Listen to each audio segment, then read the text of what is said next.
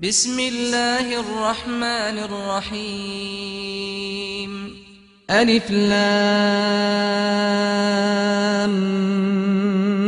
ميم ذلك الكتاب لا ريب فيه هدى للمتقين. گرامی قدر سامعین، علمی اور نظریاتی اختلاف ہوتا رہتا ہے، لیکن باہمی اختلاف کے باوجود باہمی احترام کا ایک دائرہ بھی ہوتا ہے. اس دائرے میں یہ رہ کر دلیل و برہان سے بات کرنی چاہیے. مجھے تعجب ہے کہ طالب زیدی صاحب فضیلت الشیخ ہے، پروفیسر ہے، ڈاکٹر ہے، انہیں زیب نہیں دیتا تھا کہ وہ عالم اسلام کی اس اصلاحی تحریک دیوبند کی بابت اتنی گھٹیا زبان، اتنی گھٹیا گفتگو کرے.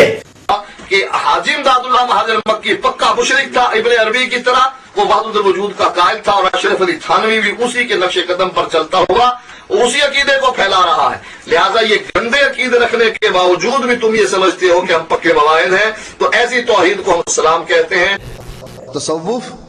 تصوف تو بیماری ہے، تصوف تو شرک ہے، کفر ہے، بندے کو دائرہ اسلام سے خارج کرتا ہے. تصوف میں ایک انسان، ایک حیوان، نباتات، جمادات، کائنات کی ہر چیز اللہ کی شکل ہے. اللہ مختلف شکلوں میں نعوذ باللہ باہر آیا ہے.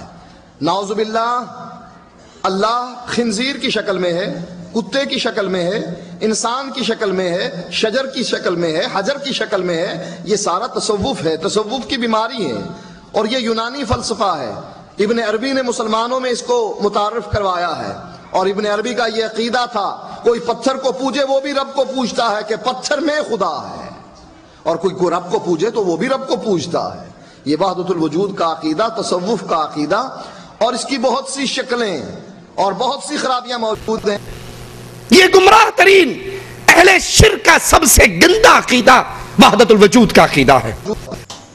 محترم سامعین، یہ زیدی برادران اور ان کے ہم نوا مبلغ تکفیری تحریک کے سربراہ ہیں، اس لیے ان کے نزدیک سارے کافر اور مشرک ہیں سوائے ان کے بالفاظ دیگر.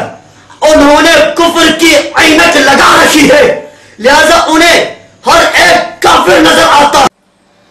شکوہ کرنا ہو تو اپنا کر، دیوبند کا نہ کر. شکوہ کرنا ہو تو اپنا کر، دیوبند کا نہ کر.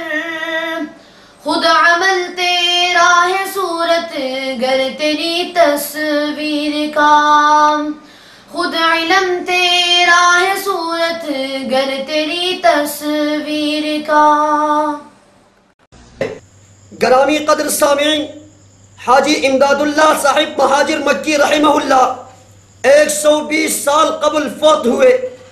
طالب زیدی صاحب نے ان کے بارے میں جو زبان استعمال کی وہ آپ نے سنی، تو پھر میری گفتگو کو بھی یہ سمجھ کر سنا جائے کہ طالب زیدی بھی کوئی ایسی مقدس ہستی نہیں ہے کہ انہیں آئینہ پیش نہ کیا جا سکتا.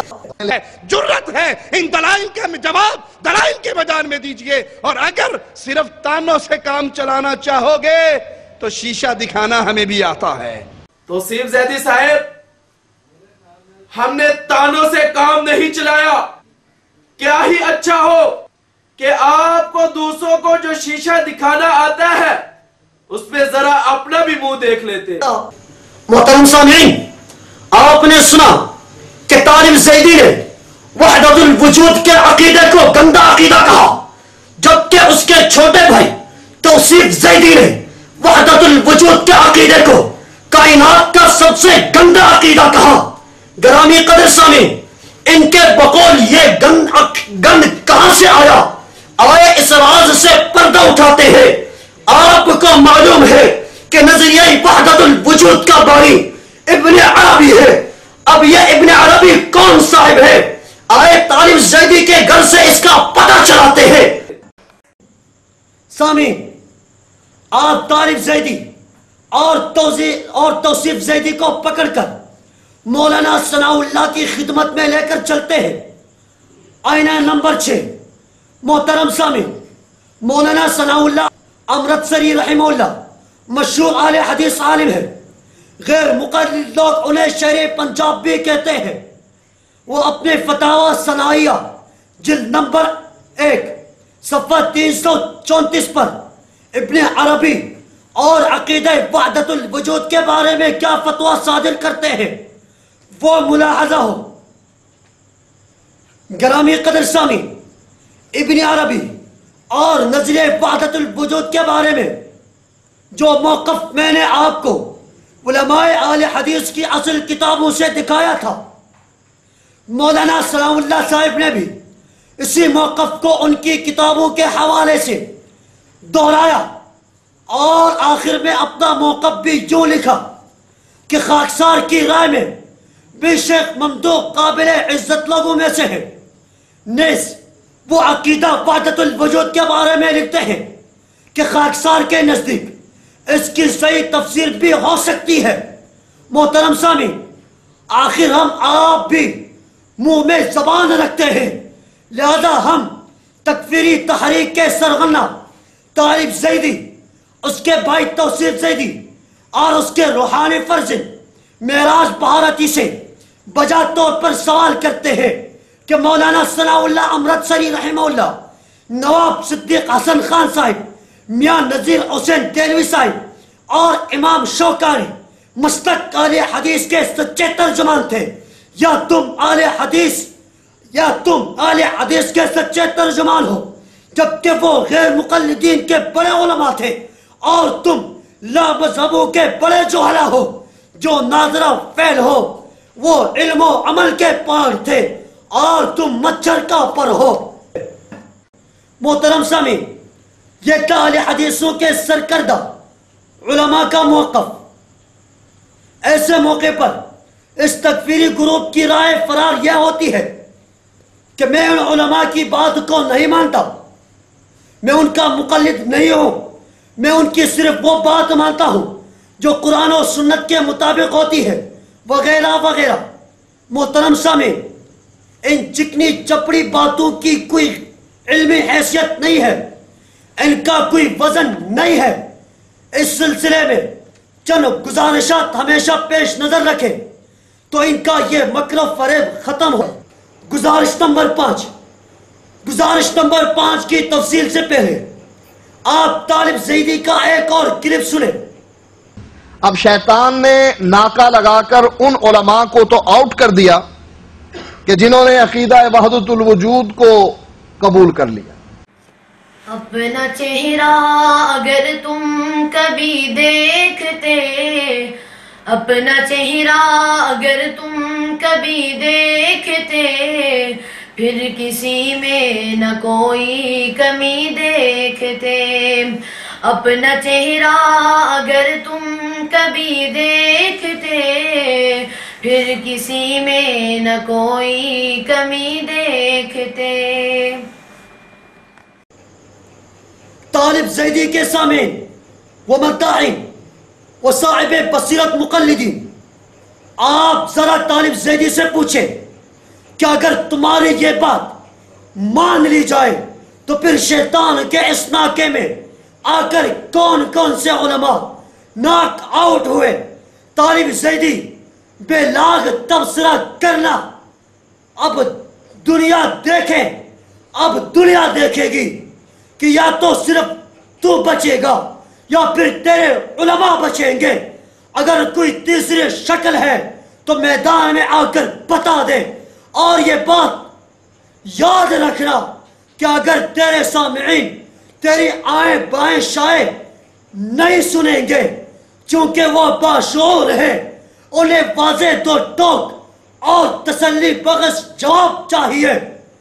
اب سکی لائٹ کالونی راول پنڈی کی مسجد کے مقتدیوں سمیت تیرے سامعین و مداحین بزبان حال یہ شعر پڑھ کر تجھ سے یوں مخاطب ہے۔ بہت میں نے سنی ہے آپ کی تقریر مولانا، ارے بہت میں نے سنی ہے آپ کی تقریر مولانا، یہ لگتی ہے میرے سینے میں بن کے تیر مولانا۔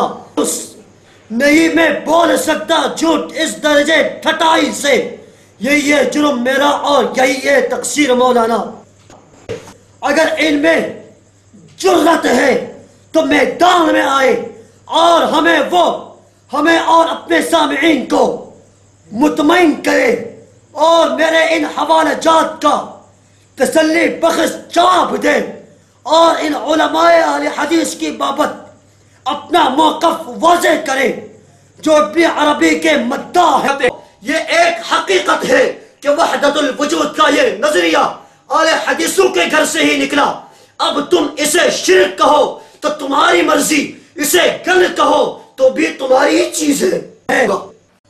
غیر مقلدین کے سامعین و مداحین، صورتحال کو حقیقت کے آئینے میں رکھ کر سمجھو اور تحقیق کے نام پر ان اندھے مولویوں کی اندھی تقلید نہ کرو جو تمہیں تصویر کا صرف ایک رخ دکھاتے ہیں، دوسرا رخ نہیں دکھاتے، بألفاظ دیگر دوسروں پر الزام تراشی کرتے ہیں اور اپنی حقیقت چھپاتے ہیں۔ انہی کی محفل سنوارتا ہوں، چراغ میرا ہے رات ان کی، انہی کی محفل سنوارتا ہوں، چراغ میرا ہے رات ان کی، انہی کے مطلب کی کہہ رہا ہوں، انہی کے مطلب کی کہہ رہا ہوں، زبان میری ہے بات ان کی، انہی کے مطلب کی کہہ رہا ہوں، زبان میری ہے بات ان کی۔ مجھے معاف کر دینا، مجھے معاف کر دینا، مجھے معاف کر دینا، مجھے معاف کر دینا، مجھے معاف کر دینا۔ میری توبہ میری توبہ میری توبہ توبہ، میری توبہ میری توبہ میری توبہ توبہ، توبہ توبہ میری توبہ توبہ، توبہ توبہ میری توبہ توبہ توبہ، توبہ میری توبہ، توبہ توبہ میری توبہ میری توبہ میری توبہ توبہ، میری توبہ میری توبہ میری توبہ۔